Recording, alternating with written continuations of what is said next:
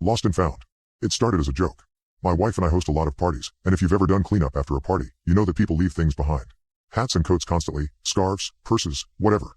One time I found a pair of prescription glasses stuck in between the couch cushions. They were thick lenses, too, like Velma thick. I don't know how the owner made it out of the front door without them, let alone how they drove home.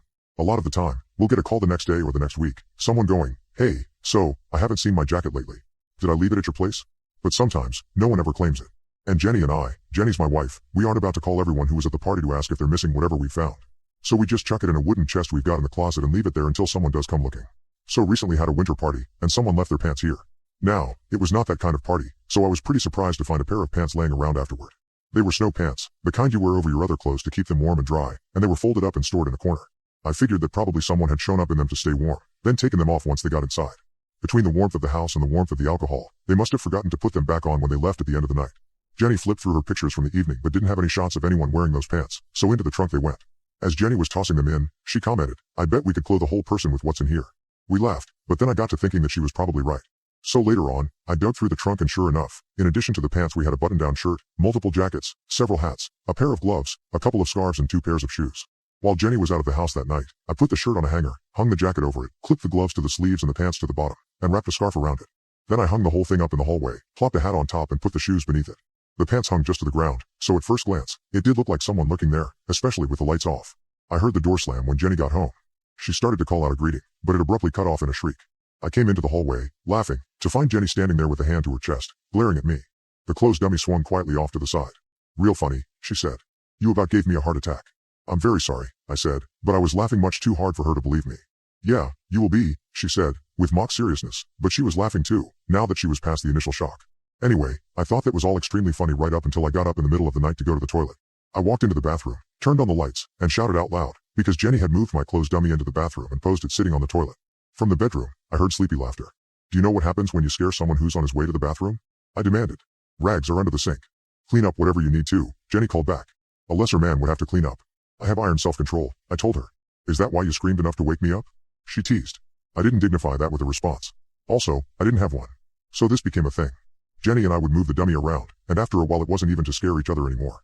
We named him Albert, and he was just a feature of the house after a few weeks. We'd put him in the kitchen, the dining room, wherever. I came home a couple of days ago to find the clothes slumped in my chair in front of the TV, with one of my beers in his glove. I just got another beer and took a seat on the couch. Jenny came in later and said, "You're not going to move him?" "He was here first," I shrugged. "You're ridiculous," Jenny told me and took Albert's beer. "He's not going to like that," I said. Jenny laughed. "What's he going to do about it?" "That was a couple of days ago," as I said. "Yesterday, I came home to find Albert hanging by the picture window at the back of the house. His clothes were splashed with something red, and a dripping knife was wedged in one of his gloves. It was a pretty gruesome sight, and I applauded Jenny's ingenuity. "Did he get you, honey?" I called. No response. She wasn't about to give up the joke that easily. "Hey, the stuff is dripping onto the floor," I said loudly enough for her to hear me, wherever she was hiding. "I think it's staining the carpet." Still nothing, so I got a paper towel and wiped up the blood, then took Albert's knife away from him. Whatever Jenny had used really did look like blood, and I was starting to get uncomfortable. "Honey? Okay, you got me. The joke's over." Still no response, so I went looking. I went through the entire house, and couldn't find her anywhere. Her car was out front, but Jenny was just missing. I called her phone, but it rang through to voicemail. When she still hadn't shown up by midnight, I started panicking. I'd called a few friends, but no one had heard from her.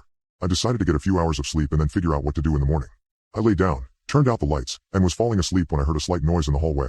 I opened my eyes to see Jenny in the doorway. "Where have you been?" I started, turning on the lights, but my voice died in my throat. It wasn't Jenny. It was Albert, hanging from the doorway of my room, swaying slightly back and forth above his shoes. The knife was back in his hand. My heart was hammering. This was obviously just Jenny taking a joke too far, but when I called out for her again and she didn't answer, my fear spiked. I took those clothes down, carried them downstairs, and even though I knew it was illogical, I burned them in the fireplace. I expected Jenny to come out to laugh at me once I got the fire going, or at least to chide me for stinking up the house. I don't know what they pack snow pants with, but it smells terrible when you burn it. But the fire burned down to ashes and I was still alone. I slept for a bit, and when I left for work this morning, there was still no sign of Jenny and she still wasn't answering her phone. I called the police to report her missing, and they're supposed to be sending someone over to take a look around and interview me, I guess. I hope they get here soon. Because I just heard a noise from upstairs, and when I went up to look, the door to our walk-in closet was standing open. Hanging from the bars, aligned in 2 neat rows, were a dozen of Jenny's outfits. Shirts on the hangers, pants clipped below, shoes lined up underneath.